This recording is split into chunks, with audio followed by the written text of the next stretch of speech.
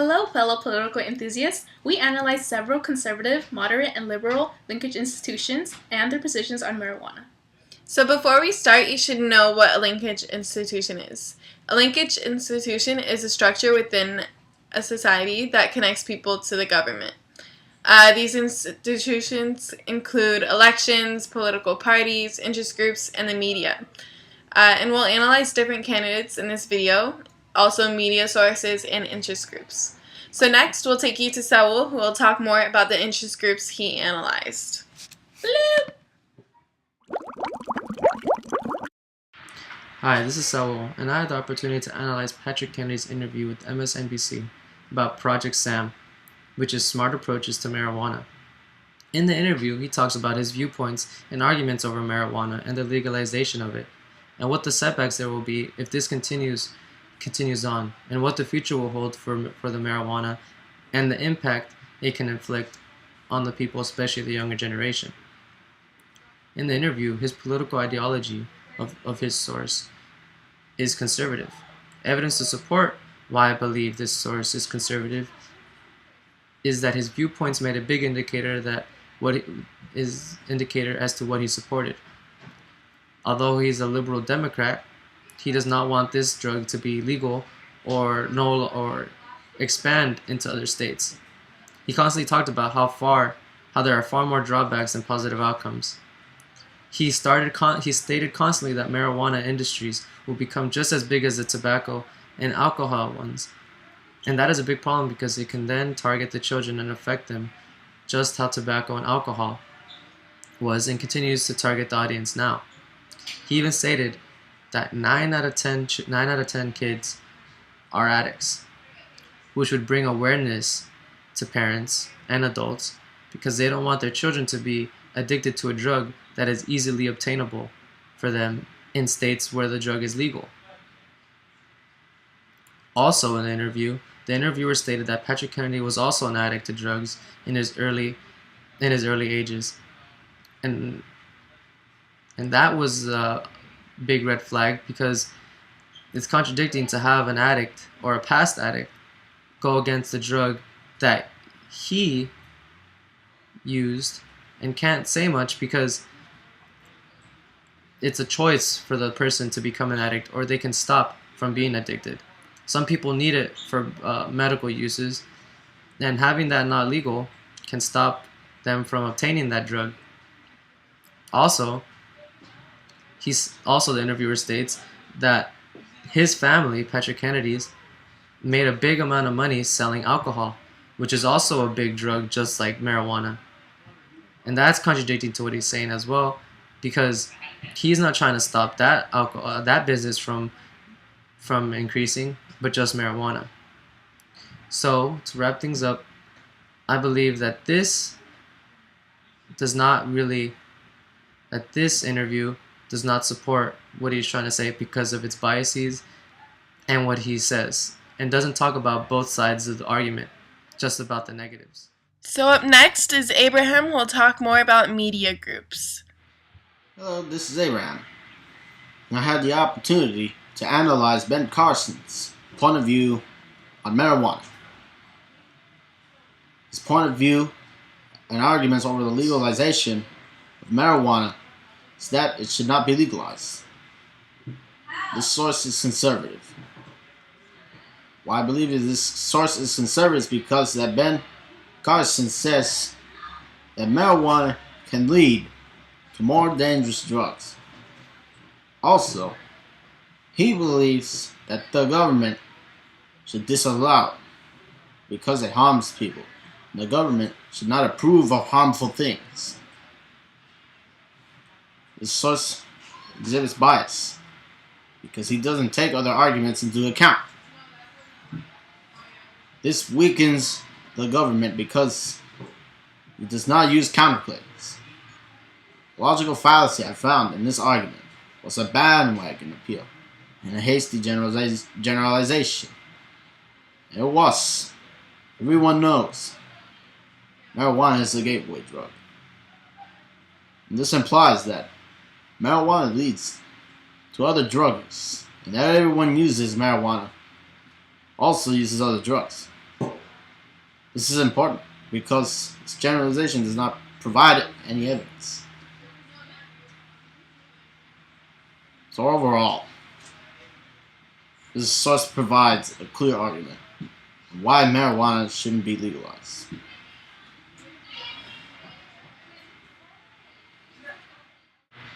Hello, this is Abraham, and I had the opportunity to analyze Ben Carson's point of view on marijuana.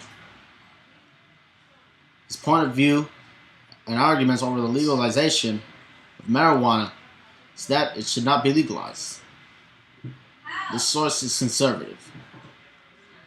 Why I believe this source is conservative is because that Ben Carson says that marijuana can lead to more dangerous drugs. Also, he believes that the government should disallow it because it harms people. The government should not approve of harmful things. This source exhibits bias because he doesn't take other arguments into account. This weakens the government because it does not use counterclaims. The logical fallacy I found in this argument was a bandwagon appeal and a hasty generalization. It was. Everyone knows marijuana is a gateway drug. And this implies that marijuana leads to other drugs, and that everyone uses marijuana also uses other drugs. This is important because its generalization does not provide any evidence. So overall, this source provides a clear argument on why marijuana shouldn't be legalized. Next is Halemah, me, who will talk more about media groups. I had the opportunity to analyze Dr. Sanjay Gupta's point of view on why marijuana should be legalized for medical purposes. And I found that this political ideology of the source is moderate. Why I believe the source is moderate is because the author does explain his personal experience with marijuana, and in 2009 he believed that marijuana shouldn't be legalized, medically and recreational. But in 2013 he studied in more depth and observed patients who used it for medical purposes, and he decided that medical marijuana should be legalized, but he didn't really talk about using recreational marijuana. So he does quote some statistics, and they represent what the dependence rates are for multiple drugs. So he compares between marijuana or heroin, and those statistics are accurate when I did a little more research, and they displayed how many people get addicted to a certain drug. So when he compared the statistics of the dependency rate of marijuana, which was 9%, and is way less addictive than pharmaceutical drugs like oxycodone or like heroin, which is 23%, and cocaine, which is 20%. And this supports the doctor's claim because it shows that marijuana isn't as addictive and it can be used as a medicine compared to those medicines that are a lot more addictive and lead them to other drugs. And even though people say marijuana is a gateway drug to the to like heroin or cocaine, it is found that also pharmaceutical drugs provide more of a gateway to like heroin and cocaine, and they are a lot worse than marijuana. And this source does not exhibit bias because and it's relevant because it's relevant to marijuana usage and why it's right or wrong, but it's reliable because Dr. Sanjay Gupta has seen both sides of the point of view of marijuana usage. He's seen the side of medical usage and the observation of patients, and he saw how it takes away that excruciating pain, and he was able to study how recreational use is not as bad as other doctors make it seem, because other doctors say that their marijuana usage is gonna make people addicted to other drugs, or there's gonna be brain cell loss, and he talks more about that, showing that it's not as bad. This source provides even though it was really reliable, the source provides some logical fallacies. And one logical fallacy is that he believes that all serious diseases should be treated with marijuana if they have excruciating pain symptoms. And this is a hasty generalization because he hasn't studied how it will help patients and just assumed that it is true for all patients and their diseases. So he was able to see a few patients, but he wasn't able to see the vast majority.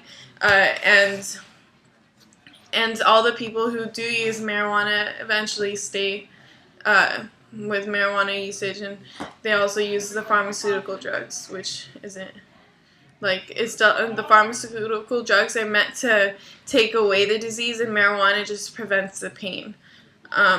So that logical fallacy supports his argument, but it doesn't show the whole picture of the types of diseases and how marijuana treats them.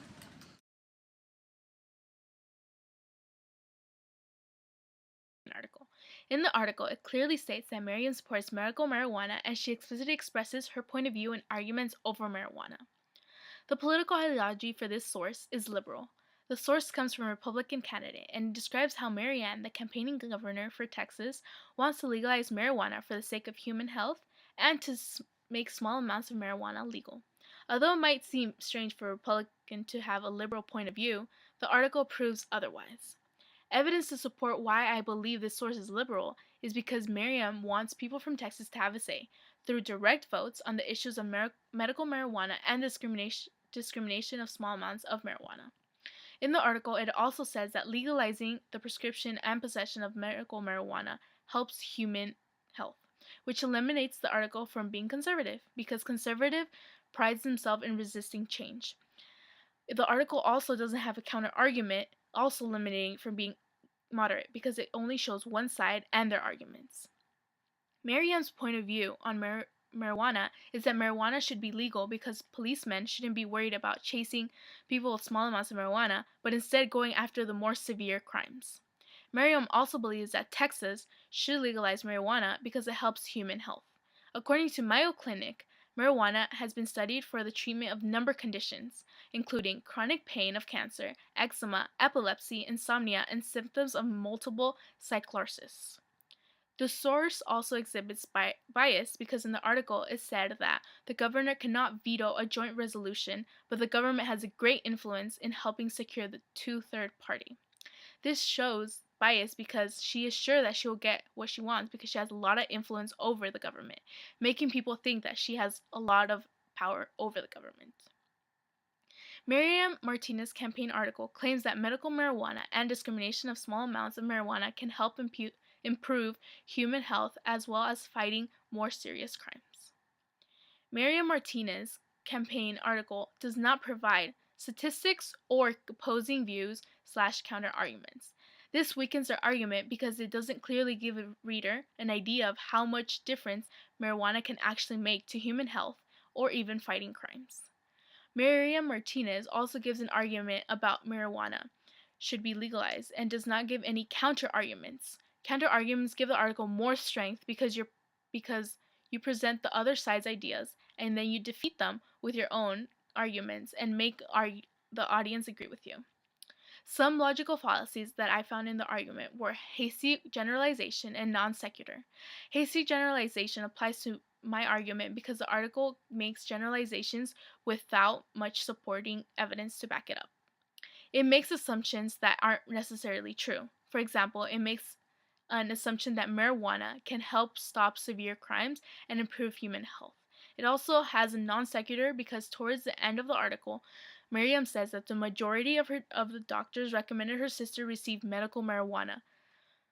But because it wasn't legal in Texas, they never took that route. Basically saying that marijuana isn't legal because marijuana wasn't legal, her sister is not alive, blaming the legalization of marijuana on what has happened. Thanks for listening to my analyzation of Miriam Martinez's campaign article. Thank you for watching! And we hope you enjoyed it!